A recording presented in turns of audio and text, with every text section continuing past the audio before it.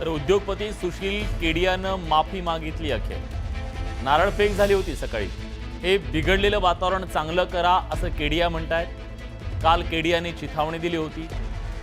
उद्योगपती सुशील केडिया यांच्यावर चहू बाजूनं टीका झालेली होती. चिथावणीखोर ट्विट पहिल्यांदा, त्यानंतर अनेक चॅनलला दिलेल्या मुलाखती, त्यामध्ये सुद्धा त्यांनी चिथावणीखोर वक्तव्य केलेली होती.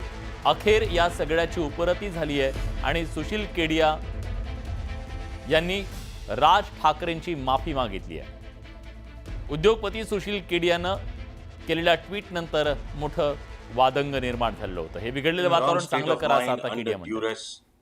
And stress, and further now it is getting manipulated and misinterpreted to suit the interests of people who want to gain from any controversy.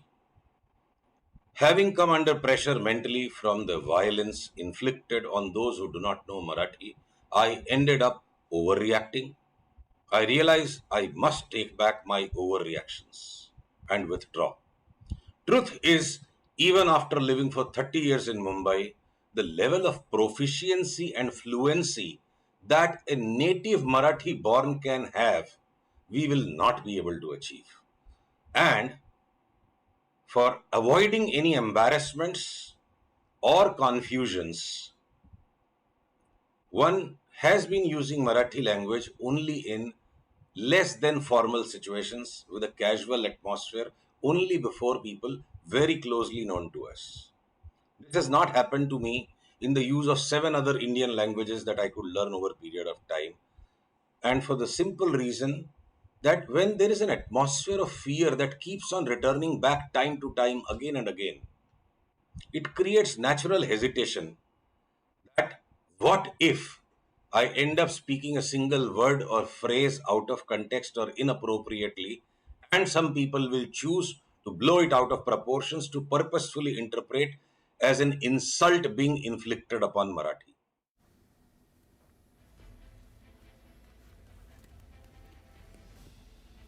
Sushmita Badane आपल्या सोबत आहेत. सुष्मिता, अखेर या सुशील केडिया यांनी माफी मागितलेली आहे आणि त्यांनी म्हटलेलं आहे की मी ओव्हर रिॲक्ट झालो.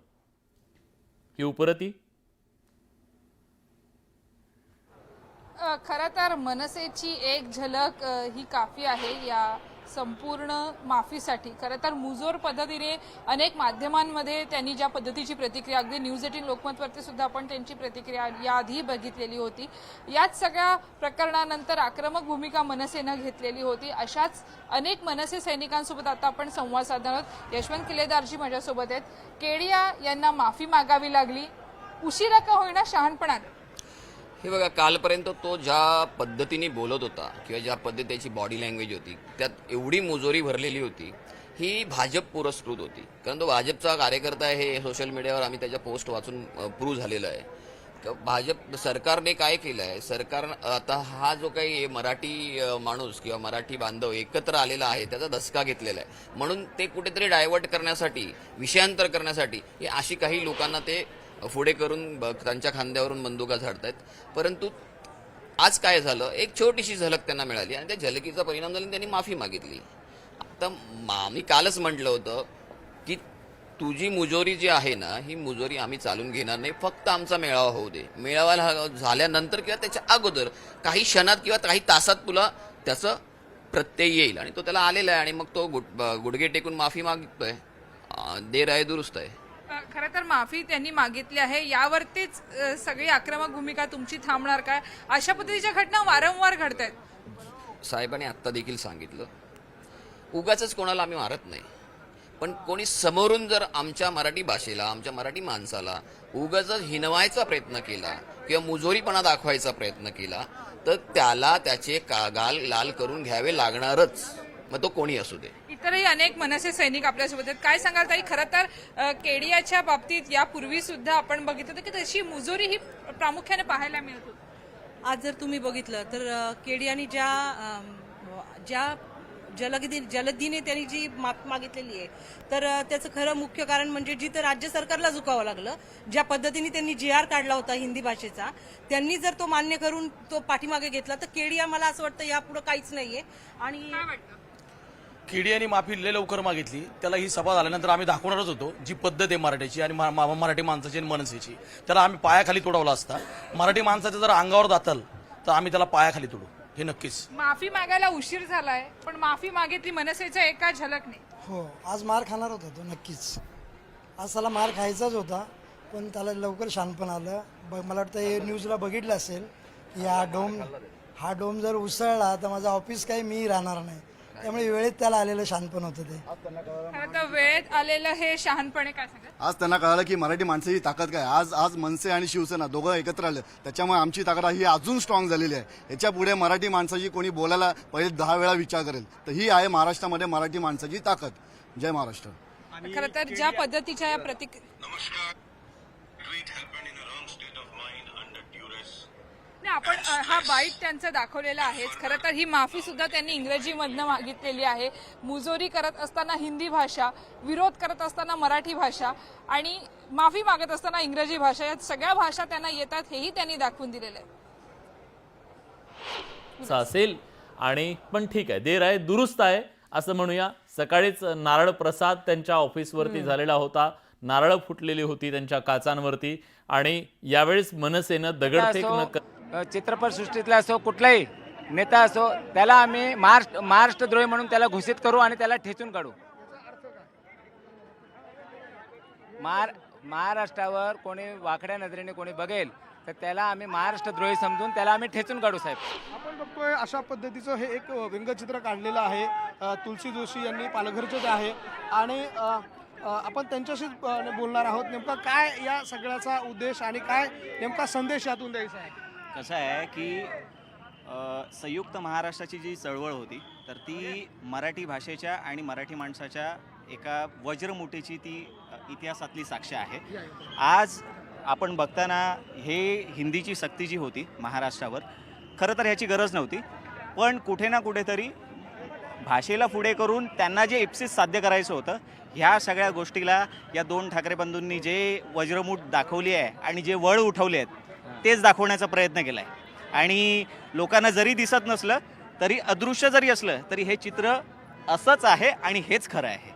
मला वाटतं हे जे त्यांनी आसूड हातामध्ये तुम्ही दाखवलेलं आहे हे भविष्यात दोघं एकत्रितपणे महाराष्ट्रद्रोहींवरती उगारतील असं वाटतं.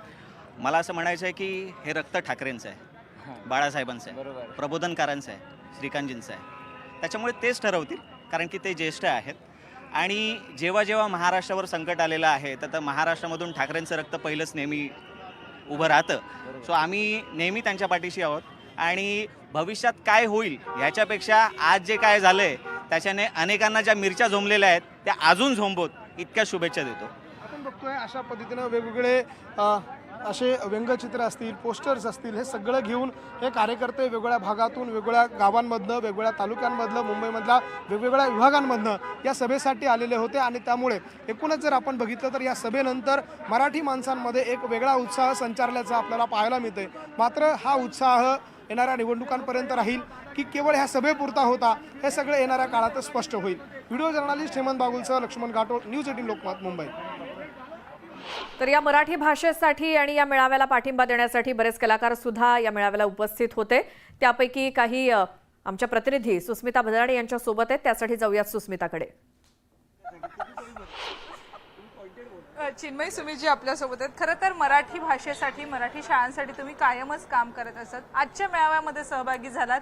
प्रचंड मोठा जनसमुदाय होता. 2 ठाकरे बंधू सुद्धा एकत्र होते. कदाचित 2 ठाकरे बंधू एकत्र येणार म्हणून जनसमुदाय एकवटला असेल, हे जितकं खरं आहे तितकंच खरं आहे की गेले कित्येक दिवस मराठी समाजाच्या मनामध्ये एक आपल्याला अशी कुठेतरी जागा मिळावी जिथे आपल्याला सगळ्यांना एकत्र येता येईल आणि दडपशाही विरुद्ध आपल्याला कोणीतरी साथ देईल राजकीय पक्षांकडून सुद्धा, अशी एक अपेक्षा होती. आणि मला वाटतंय की आज त्याचा अनुभव बऱ्याच जणांनी घेतला.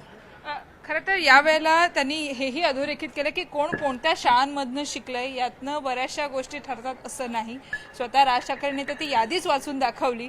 तुमची मुलं ही मराठी शाळेमध्ये शिकतात. खरं तर तुमचे ही एक मुवमेंट आहे की मराठी शाळा वाचल्या पाहिजेत, मराठी बोलणारी लोक कमी आहेत. राज ठाकरेंच्या बोलण्याचा रोख फार वेगळा होता. ज्या पद्धतीने ते बोलले त्याच्यामध्ये ते पुरेसं स्पष्ट झालं नसेल कदाचित.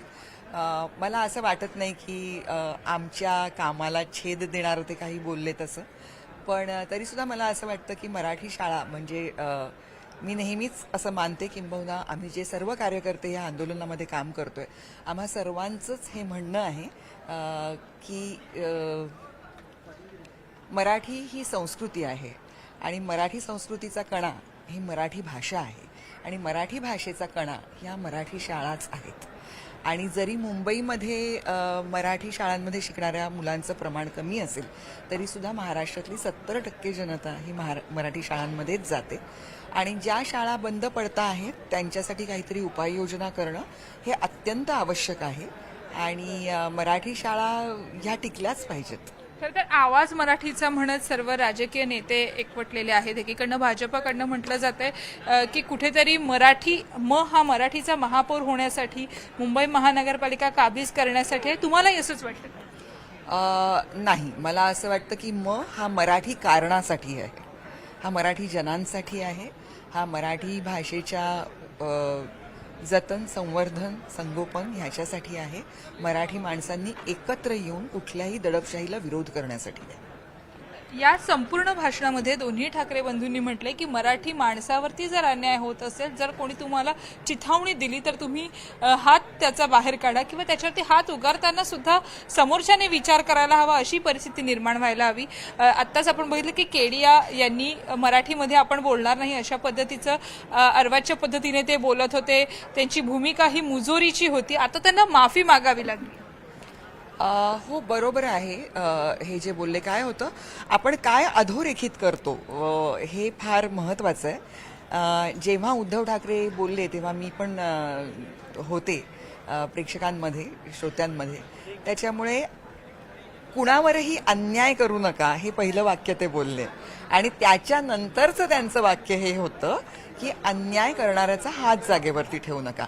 आपलं काय होतं की ठाकरे असं म्हटल्यानंतर ते प्रक्षोभक काय बोललेत ते आपण जास्त अधोरेखित करतो असं मला वाटतं.